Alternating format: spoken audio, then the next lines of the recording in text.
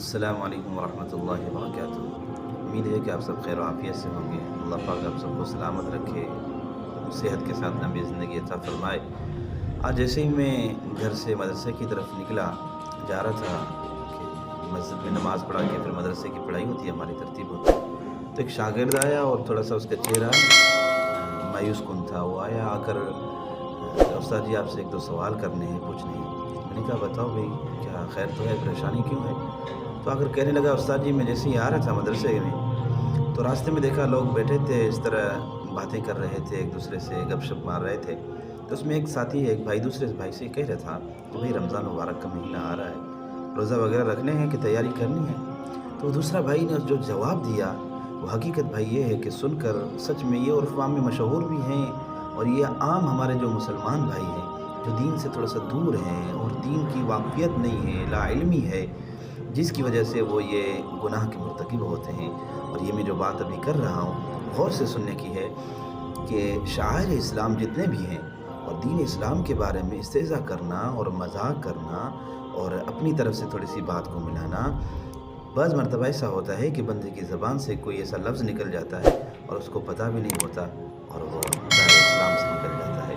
تو اس لیے بہت احتیاط کی ضرورت ہے اسلام کے بارے میں، شاعر اسلام کے بارے میں۔ تو بہرحال مختصر بات کہ وہ ساتھی کہہ رہا تھا، وہ بھائی جو میرا طالب ہے وہ کہہ رہا تھا کہ استاد جی وہ دوسرے بھائی نے جو اس کو جواب دیا، وہ جواب میں اس کو یہ بولا کہ بھائی روزے تو وہ رکھے جس کے گھر میں آٹا نہ ہو۔ اللہ اکبر کبیرہ۔ اس نے کہا اللہ نے ہمیں تو سب کچھ دیا ہے بھائی، آٹا تو سب کسی کے گھر میں ہے، اللہ نے سب کو سب کچھ دیا ہے اور یہ روزہ فرض ہے۔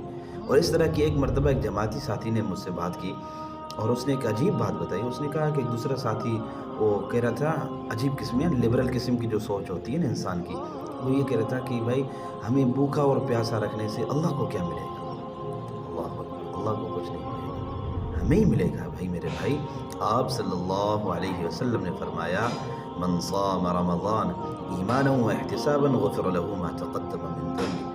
جس نے اللہ کے ساتھ حسن ظن کے ساتھ ایک بھی روزہ رکھا، ایک روزہ رکھا، نبی علیہ الصلوۃ والسلام نے آپ نے فرمایا کہ اس کے پچھلے سارے کے سارے گناہ اللہ معاف فرما دے۔ اور یہ تو برکتوں والا مہینہ ہے، یہ تو اللہ کی رحمتوں والا مہینہ ہے، اور اس میں اللہ پاک کی طرف سے مغفرت کے فیصلے، رحمت کے فیصلے، نجات کے فیصلے ہوتے ہیں۔ اور اس میں ایک فرض جو ہے 70 فرض کے برابر ہو جاتا ہے، ایک نفل فرض کے برابر ہو جاتا ہے، مومن کا رزق بڑھ جاتا ہے، جہنم کے دروازے بند ہو جاتے ہیں، جنت کا دروازہ کھول دیے جاتے ہیں، سارے کے سارے دروازے، سرکش شیاطین کو قید کیا جاتا ہے، اور اللہ پاک مومن کے رزق میں برکتیں عطا فرماتے ہیں۔ آپ صلی اللہ علیہ وسلم نے اس مبارک مہینے کی اتنی برکتیں بتائی اور آپ جنرلی محسوس بھی کر سکتے ہیں۔